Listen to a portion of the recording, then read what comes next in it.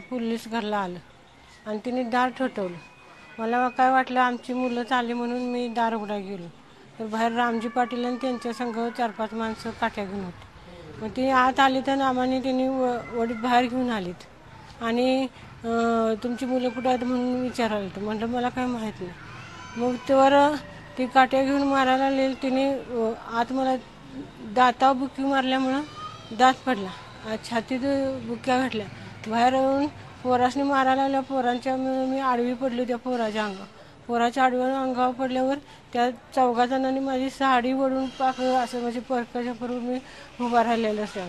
आणि ती आमचं मालक आणि पुन्हा मग आमचं थोरलं पोरगं बाहेर आलं.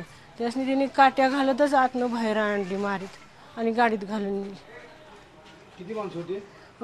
रामजी पाटील, साळुंके हे 2 जण आणि त्यांच्या संघ आलेली 5-6-7-8 जण ती माणसं होती. 2 पोलीस आणि त्यांच्या संघ दुसरी माणसं होती. ही ती माणसं सगळी संघ आणलेली दुसरी माणसं होती. कोण होती ती काय मला ओळखली. 2 पोलीस आणि बाकी सगळी दुसरी माणसं होती.